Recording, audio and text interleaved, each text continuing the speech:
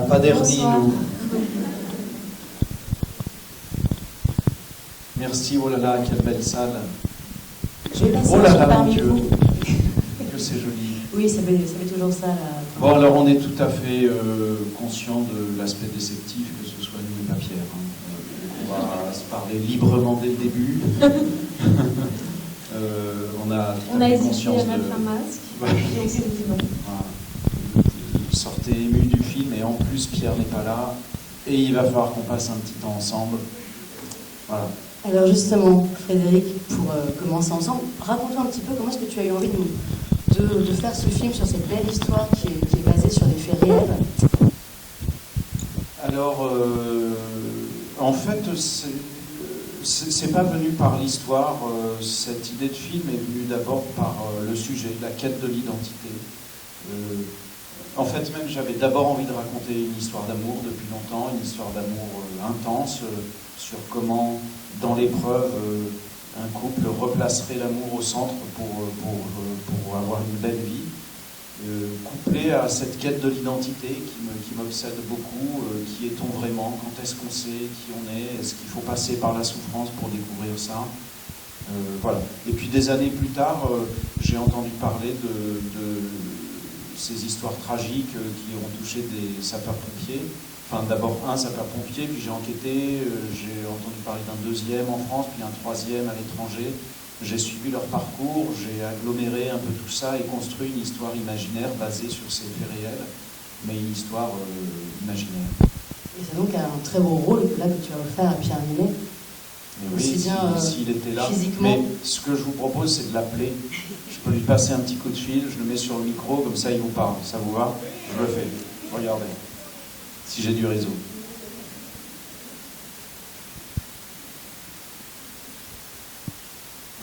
Pierre Ninet. Il dort peut-être déjà. Oui, Pierre. C'est Frédéric Tellier. Je suis à Montpellier devant une magnifique salle de plus de 500 places. Et je vais te mettre sur haut-parleur. Et j'ai un micro, je vais le coller au téléphone.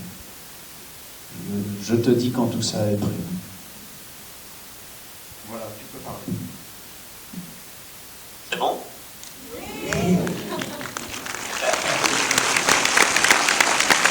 Bonsoir Montpellier, bonsoir à tous, bonsoir à tous. Je suis tellement déçu de ne pas pouvoir être avec vous ce soir, mais je suis content de pouvoir vous dire un mot quand même. J'espère que vous avez aimé le film. Oui. Bon, génial. Frédéric a été relativement courtois et gentil jusque-là.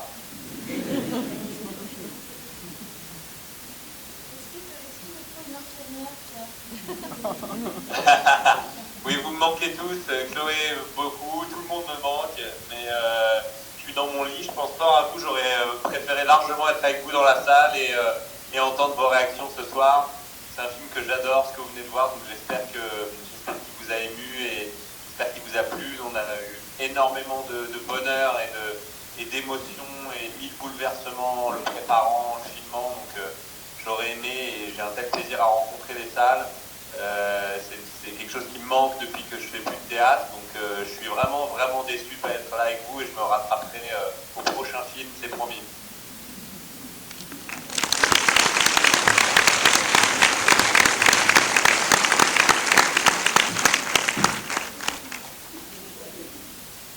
Bisous Pierre. Bon ben je vous dis. De quoi? Peut-être on peut faire une question. Ah bah avec plaisir. Une question pour Pierre Ninet. Alors, la première en plus, Pierre. Hein. J'y vais. Quelqu'un a une question pour Pierre Ninet? Ne soyez pas timide. Ah bah voilà. Deux questions. Tu vas avoir deux questions. Bonsoir. Donc j'avais une question, je voulais savoir comment est-ce qu'on se prépare à un tel rôle.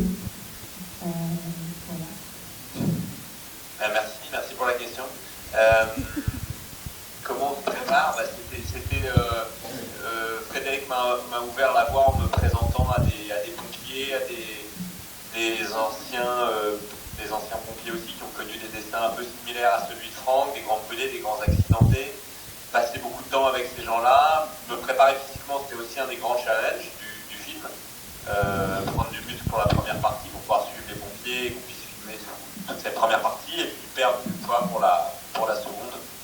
Donc c'était un petit peu tout ça, un mélange de tout ça et de discussions avec Frédéric, et puis après, la magie du film a fait le reste. Par la magie du film, j'entends la connexion que moi j'ai trouvé vraiment géniale avec Chloé, avec Anaïs, et qui j'espère se ressent dans les scènes.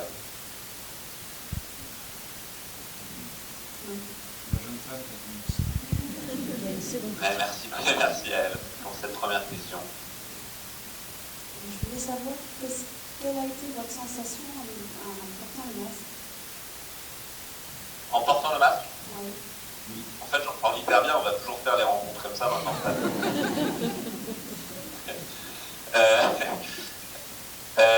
En portant le masque, il y a plusieurs masques. Donc il y a les bandages, déjà c'était un premier masque, enfin la cagoule en fait, compressive, on appelle ça comme ça. Ça c'est, il faut s'adapter un petit temps parce que c'est assez, ça peut être assez un peu claustro, parce qu'en fait ça serre quand même le visage pas mal. C'est d'ailleurs tout le concept de ce moment pour les grands brûlés. Le masque que vous voyez qui est transparent, moi c'est quelque chose que j'ai pas forcément mal vécu. Ça m'aidait aussi, la pression sur le visage m'aidait aussi quand je parlais, de la même façon que les bandages, à ressentir aussi la difficulté que ça peut être de s'exprimer, comment ça peut changer la diction habituelle, la fluidité habituelle de la parole. Et puis j'aimais bien cet objet, ce masque qu'on appelle le conformateur, et qui est un vrai objet médical que les grands brûlés portent vraiment pour que les greffes prennent bien. Je le trouvais très cinématographique. La première fois qu'on l'a filmé, avec les reflets des lumières, je trouvais qu'il y avait quelque chose de vraiment intéressant esthétiquement, sur ce que ça montre, ce que ça cache. Il y avait un jeu vraiment esthétique et intéressant, je trouve, autour de ce masque.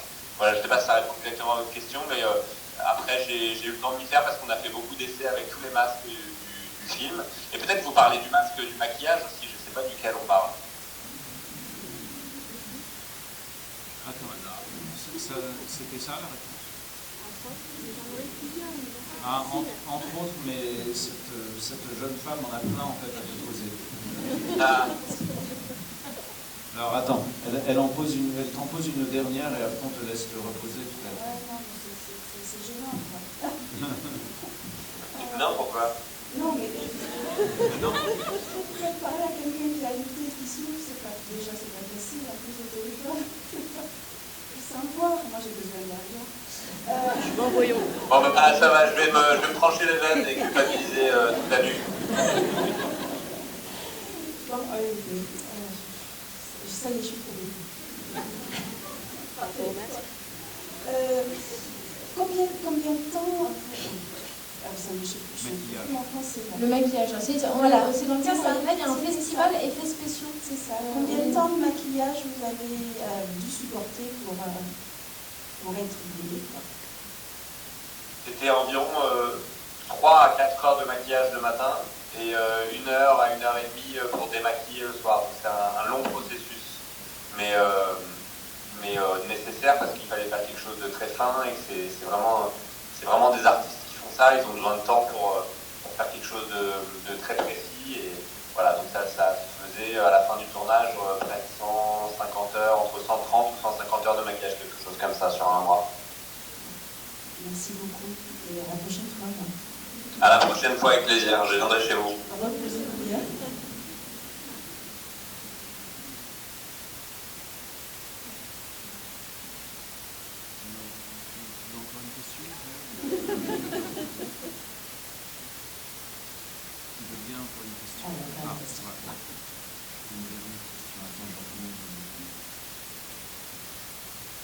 Bonsoir. Est-ce que ça vous a fait peur d'interpréter ce rôle? Non. Je me suis senti au contraire assez chanceux qu'on me propose un rôle aussi intéressant, aussi complexe, avec tellement de questionnements qui, moi, m'intéressaient, me passionnaient sur l'identité, sur l'espoir, sur la vie et la mort. Voilà, il y a plein de trucs qui me passionnaient et que je trouvais intéressants au cinéma. Donc, je suis jamais passé par l'étape peur. Non, j'ai jamais eu le vertige face au rôle. J'étais vraiment trop heureux de faire un film comme ça et avec Frédéric qui est vraiment un gros bosseur, un gros travailleur. Donc quand je suis avec des gens qui travaillent beaucoup, je suis jamais effrayé de me dire oh là là, qu'est-ce qu'on est en train de faire ou quelque chose comme ça. Donc j'étais rassuré par les gens qui m'entouraient aussi, je pense. C'était une énergie collective. Merci.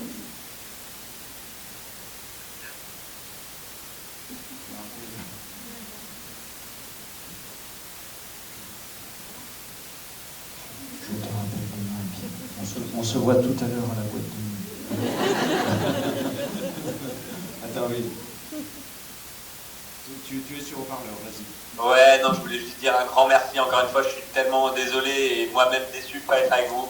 Sincèrement, j'aurais préféré 1000 fois être en bonne forme et debout devant vous pour partager ce moment et partager ce film qu'en plus j'adore. Mais voilà, mon dos on a décidé autrement. Donc je reviendrai fort et presque aussi fort que dans le film, mais pas tout à fait. Et voilà, ce n'est que partie remise et j'espère que vous avez fait un beau voyage avec le film ce soir. Je vous embrasse tous très fort.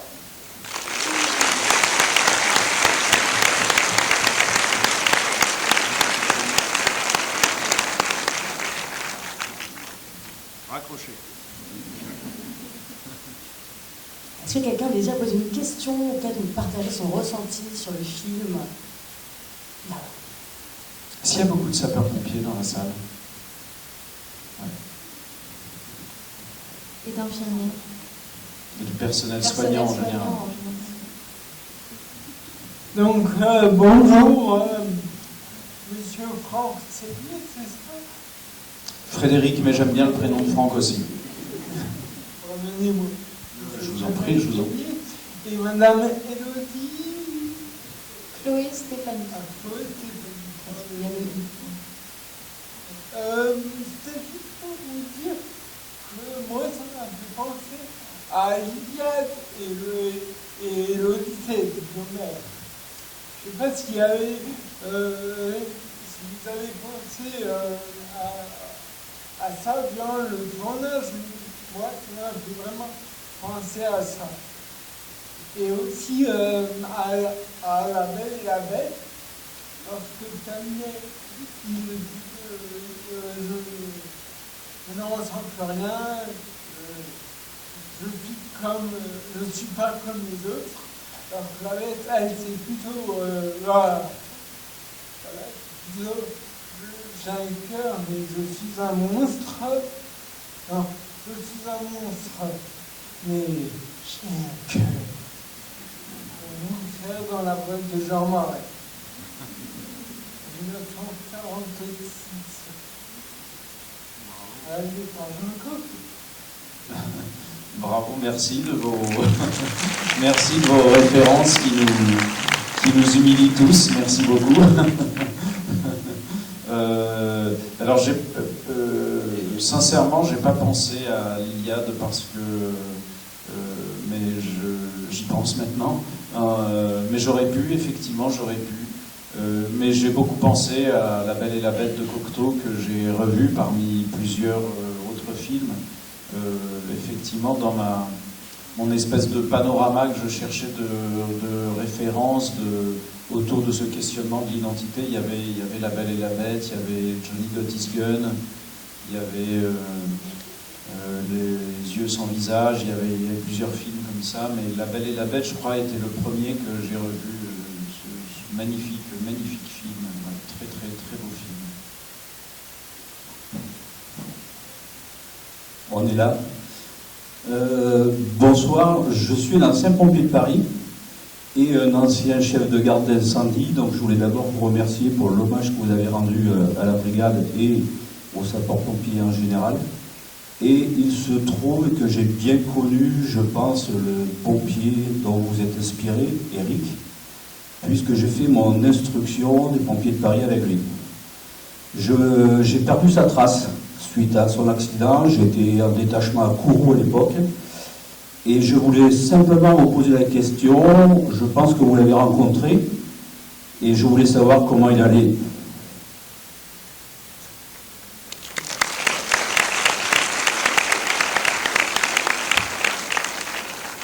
Alors, effectivement, comme je disais, le film s'inspire de plusieurs sources. Je dois vous... Là, on est entre amis, c'est très confidentiel, mais les trois personnes, en tous les cas les deux Français, ont toujours voulu rester plus ou moins anonymes par rapport au film. Mais il va bien. En tous les cas, il a vu le film, il était très ému et il va venir le revoir à Paris la semaine prochaine. Mais il va très très bien. Très bien. Vous lui direz simplement que ses continges ne l'ont jamais oublié. Il en sera extrêmement touché, je sais, mais je lui dirai de votre part. Chloé, est-ce que tu peux nous parler un petit peu de ton rôle dans le film, qui est un rôle très intéressant puisque tu es donc l'infirmière de Pierre Ninet, enfin du personnage que joue Pierre Ninet. Oui. Oui, bien sûr. Pour moi, c'était vraiment un grand bonheur que Frédéric me propose ce rôle, de découvrir l'univers du personnel soignant. Et vraiment, ce film à la lecture m'avait déjà bouleversée, moi, et je dois dire que de travailler, de rencontrer le personnel soignant pour préparer le personnage de Nathalie, ça a été vraiment très très fort. J'ai découvert des gens qui dédient leur vie aux autres, et ça a été, j'espère leur rendre aussi hommage, comme le film rend hommage aux sapeurs-pompiers, mais j'espère que le film englobe aussi le personnel soignant, qui sont des gens qui ramènent à la vie ceux qui en ont besoin. Voilà, après, on peut rentrer plus techniquement sur le personnage et la préparation du rôle, mais on a eu la chance incroyable d'avoir accès au service des grands brûlés de l'hôpital Saint-Louis à Paris et au centre de rééducation nucléaire en banlieue.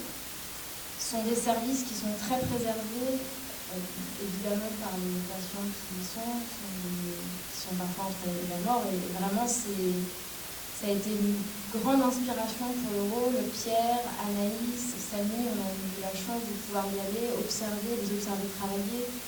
C'est peut-être on s'en rend pas compte, mais on a tous été dans un souci de précision avec Frédéric. On essayait vraiment d'être le plus précis possible. On avait bien conscience de ce qu'on racontait, des enjeux, et c'était une manière, cette précision, c'était aussi une manière de pouvoir leur rendre hommage à travers ces personnages.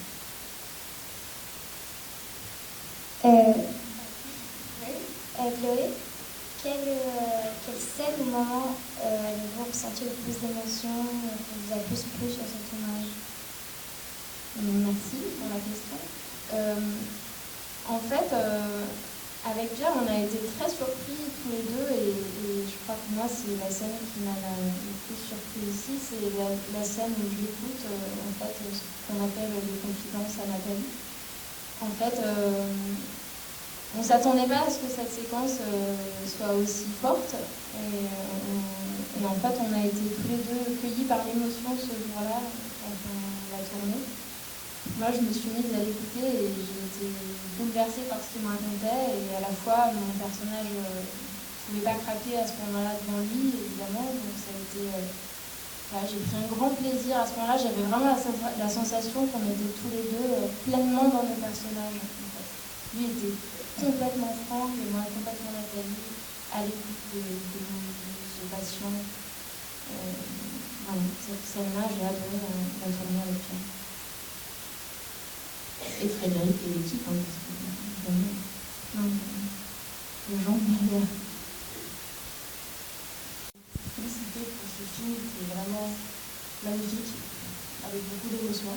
Alors je vais vous poser la question, donc pour le rejouer et pour le film réalisé, si pourriez-vous que nous une part de vous dans ce jeu et dans ce film réalisé?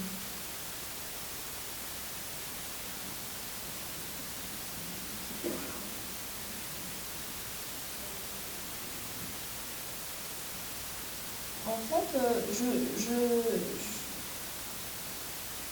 Je crois que forcément, moi c'est un truc qui me plaît dans le métier d'acteur, c'est d'aller, évidemment on part de soi pour aller interpréter un rôle et à la fois on apprend plein de choses. Là ça a été vraiment l'occasion à travers le personnage de Nathalie de découvrir un univers que je connaissais pas bien, l'univers médical. Et j'ai essayé de m'appuyer moi sur le côté joyeux de Nathalie. Je crois que je suis assez enthousiaste dans la vie de plein de choses et je crois que je suis allée chercher ça pour le personnage de Nathalie. Ce que j'ai découvert d'ailleurs dans le service, dans les services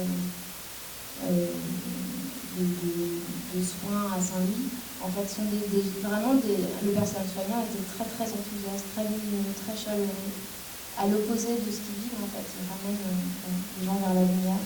Et c'était, Moi, pour ma part, j'ai dédié le film à ma femme et ma fille, et donc vous imaginez tout ce que j'ai mis dedans. Je le dédie aussi ce soir à nos amis de Montpellier qui sont là, quelque part dans la salle, je ne sais pas très bien. Donc bien sûr que je pense que quand on écrit ou quand on joue, on met beaucoup de choses personnelles dedans. Après, on le romance, on se base sur beaucoup de choses. Je me suis basé aussi sur beaucoup de proches qui ont vécu ces choses-là, qui m'ont donné de la lumière aussi, moi, dans ma vie. Donc on se base sur beaucoup de choses. Et puis après, on extrapole, on recycle. Et on a, je crois, tous essayé, moi, depuis l'écriture jusqu'à la fin du film, jusqu'à l'interprétation des acteurs, de faire un film universel, un peu un hymne à la vie, comme ça, sur les épreuves qu'on passe dans la vie et qu'on dépasse pour aller vers la beauté, vers la lumière. Donc voilà, des sources personnelles et puis à un moment la nécessité de traiter ça de manière un peu plus universelle, je dirais.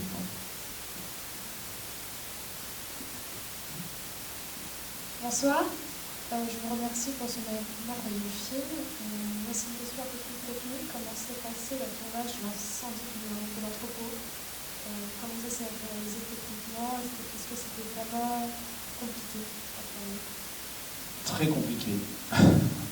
Très compliqué parce que même si on est dans un festival d'effets spéciaux, j'en voulais assez peu à ce moment-là.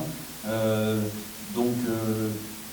manière synthétique, on a repéré un entrepôt à l'abandon, qu'on a vraiment investi. J'ai travaillé beaucoup en préparation avec les sapeurs-pompiers de Paris, en l'occurrence, je sais tourner à Paris. Donc j'avais dans les bureaux de préparation une petite maquette exactement à l'échelle de l'entrepôt. On a répété le parcours du personnage. L'entrepôt était vide. Ensuite, on a mis des espèces de faux rangements en métal. On a occupé l'espace. On a maquetté tout ça. On travaillait beaucoup la sécurité avec les vrais pompiers. Et puis, on a répété 2-3 jours d'affilée sur place. Et ensuite, le tournage a duré 5 jours dans cet entrepôt. Dans lequel on a vraiment mis le feu, mais c'était un feu de cinéma, c'est-à-dire c'est des rampes à gaz qui brûlent aux réactions et qui, au moment de couper, s'éteignent. Les 2 grosses difficultés techniques qu'on avait, c'est que les pompiers qui sont là en parleraient mieux que moi, c'est que la température monte très vite et que les gaz toxiques arrivent assez vite, enfin le manque d'oxygène arrive assez vite en tous les cas. Donc on avait des petites amplitudes de tournage de, je ne sais plus exactement, mais 25, 30 ou 40 secondes. Et puis il fallait qu'on coupe, qu'on ouvre, qu'on aère pour que la chaleur s'en aille et qu'on laisse les gaz s'échapper. Voilà, donc c'était assez technique en fait, ce tournage assez long, assez précis. Et on a rajouté 60-70% de la séquence que vous voyez a été tournée en réel. On a rajouté 30 à 40% de trucage numérique dessus. Ça s'est tourné sur 4-5 jours. Ouais. Et Pierre a fait tous les plans, à part le dernier plan de, entre guillemets, la torche humaine, là, la silhouette qui s'en va enflammer. Ça, c'était un cascadeur spécialisé dans les questions de feu qui a fait ce plan unique. Voilà. C'était très impressionnant. Nous, avec Anaïs, on n'est évidemment pas de cette séquence, mais on y est allé juste parce qu'à un moment, le personnage de Franck a une vision quand il est à l'hôpital et il voit sa femme et l'infirmière. Donc on a dû aller tourner sur les lieux d'incendie et c'était très impressionnant, la chaleur, le poids des tenues, des casques. Puis nous, toute l'équipe, on était en tenue de pompier parce que elle nous protège un peu de la chaleur, donc c'est vrai que c'était impressionnant de l'extérieur, mais c'était très, très technique comme partie pour 2 minutes 30 à l'arrivée. Je crois d'ailleurs que Pierre dit souvent que c'est la scène la plus dure qu'il a eu au tournage. Techniquement. Enfin, comme il est pas là. On peut dire ce qu'on veut. Et s'il n'est pas d'accord, eh ben, ce sera ça pour ce soir. Bonsoir. Merci, c'était très beau. Oui, ça y est. Je crois que j'ai jamais autant pleuré de ma vie. Moi, j'avais une question à propos des scènes très touchantes, des scènes où vraiment vous savez que les personnages, enfin, les acteurs ont pleuré, forcément. Est-ce qu'il y a une préparation spéciale du plateau, de l'équipe et tout ça? Oui. Alors, on ne sait jamais forcément si les acteurs ou même les spectateurs vont pleurer. On espère juste qu'on n'est pas trop loin de l'émotion et que s'il y a des larmes, en tous les cas, sur ce film, c'est des larmes de tragédie. La tragédie, elle sert à apprivoiser un peu nos craintes et nos épreuves de vie. Maintenant, je peux vous dire par exemple qu'avec Pierre, on s'était mis un plan de bataille au début quand on s'est rencontrés. On s'est dit on va faire des lectures, on va répéter. Et puis on a fait une première lecture et on était tous les deux très émus. Pierre, il avait la gorge très serrée, il n'a pas pu continuer le texte. Donc on s'est dit bon, donc on va pas faire ça, on va rien répéter. Et puis on verra sur le plateau un peu comment ça sort. Voilà, on a fait des essayages costumes, je l'ai emmené sur les décors. Voilà, on savait que c'était un film qui allait tous nous émouvoir beaucoup. On a essayé de se protéger. Bien souvent, on s'est fait surprendre par des séquences, notamment la séquence qu'on a appelée Les Confidences à Nathalie, ou la rupture avec son copain Vincent Rottier, joué par Vincent Rottier, là, la rupture d'amitié. On ne pensait pas que ça allait être des séquences aussi fortes. Elles sont sorties comme ça sur le plateau, on les a gardées, elles sont jolies. Même il parle aussi souvent de la séquence avec Anaïs sur le banc, par exemple. Il dit souvent qu'ils étaient sur un fil tous les deux, qu'ils essayaient de retenir, pas trop. Enfin, voilà, c'était de pas trop pleurer ou trop. Après, pour répondre un peu plus précisément à votre question, sur le plateau, c'est une organisation spéciale parce que les acteurs, ils sont en équilibre à ce moment-là, ils se conditionnent, ils arrivent, donc c'est des plateaux de tournage où il y a très peu de gens présents, très peu de gens dans leur regard, ça communique très peu sur le plateau, il y a un silence entretenu pour qu'ils se concentrent et qu'ils ne perdent pas ce petit fil. Moi, j'ai toujours, je pense être très tendre avec les acteurs, mais très dur avec les gens autour, parce que j'aime pas qu'on parle aux acteurs, j'ai toujours peur qu'on les distrait, c'est un tel travail je trouve pas d'autres mots d'équilibre à ce moment-là que voilà, bon, on s'est pas tellement marré en fait sur ce tournage. On va prendre une dernière question, juste ici. Bon, bonjour, Thomas de Montpellier. Moi, je veux dire d'abord que bravo déjà pour ça. Merci. Thomas de Montpellier, bravo. Merci. Je veux dire que j'ai beaucoup aimé le film. Les 3 parties étaient assez différentes, mais toutes les 3 très intéressantes. Ça m'a beaucoup plu. Il y a une partie que j'ai trouvée particulièrement intéressante, c'était la première partie, parce qu'on montrait quelque chose qu'on voit assez peu souvent, qui est le quotidien des pompiers, à la fois dans leur intervention, mais aussi dans leur quotidien, dans la manière qu'ils avancent, dans la manière qu'ils sont organisés. Et ça, j'ai trouvé très intéressant. J'aurais aimé que vous puissiez nous donner un peu plus d'informations sur cette étape pour savoir comment ils étaient organisés, comment ça fonctionnait dans leur quotidien. Voilà, c'est un sujet que j'aurais aimé que vous développiez un peu. Merci Thomas de Montpellier. Écoute, c'était un peu le pari du film au début, c'est-à-dire moi je me disais, je savais bien que le film aurait cette promesse de, quel que soit l'acteur, ça a été renforcé quand Pierre est arrivé sur le projet, je savais qu'on saurait que c'était l'histoire d'un type qui avait un accident. Donc j'avais envie d'étirer au maximum cette première partie pour plonger le spectateur, qu'on s'attache à ce personnage et qu'on sache pourtant ce qui doit arriver et ça n'arrive pas tout de suite en tous les cas. Donc je suis rentré dans ce quotidien des pompiers avec le récit pour plein de raisons. D'abord, cette première partie, elle aurait pu être quelqu'un d'autre qu'un pompier. Bon, c'est une histoire de pompier qui m'a inspiré. Mais ce que j'aimais bien dans le personnage de pompier, c'est que c'était pas une histoire manichéenne d'un salopard qui devient un gentil mec avec l'épreuve. C'est déjà un très gentil gars au départ. Il est juste un tout petit peu à côté de certaines valeurs essentielles dans la vie, les sentiments, l'amour, et par l'épreuve, il va prendre conscience, se réveiller un peu de ça, et devoir se réveiller un peu là-dessus, et devoir retrouver sa dignité, ses sentiments, le centre de sa vie. Donc pour ça m'intéressait de montrer un personnage héroïque, bien en place. Après, on pourrait en discuter pendant des heures, parce que ce que j'aimais bien aussi dans ce film, ce à quoi je me suis vraiment attaché, c'était lever le voile sur tous les personnages, toutes les fonctions. Donc j'avais besoin de bien les montrer, chacun dans leur fonction. Ce pompier, on a eu beaucoup de témoignages de pompiers on a fait un petit tour en France là, qui se termine quasiment ce soir. Il nous reste une date après ce soir.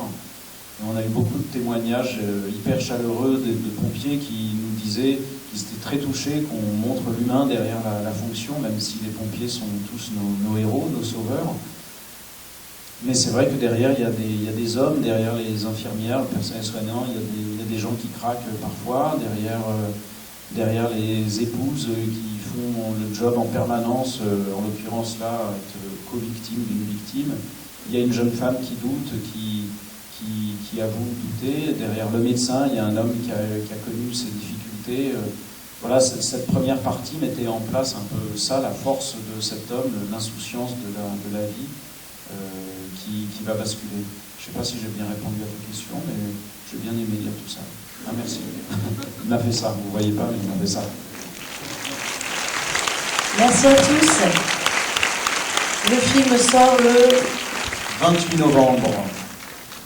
Et on le dit souvent quand Pierre le dit, il n'est pas là ce soir, alors je le dis pour lui, mais parce que Prends la vraiment... voix de Pierre. Fais comme si tu étais Pierre. Voilà. Non, Ouais, bon, non, je ne saurais pas le faire.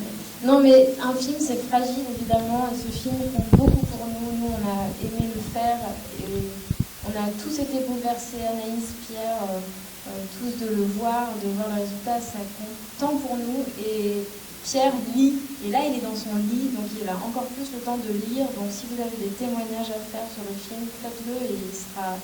Même si vous voulez l'insulter de ne pas être venu ce soir à cause de son dos, vous pouvez le faire. Non, mais sincèrement, on essaie vraiment de prendre le temps de lire vos retours qui comptent beaucoup pour nous. Et voilà, donc si vous avez envie sur les réseaux sociaux d'en parler, faites-le. Et si ça vous a moins plu, ben, ne le faites pas. Merci à tous. Merci. Merci d'être venus.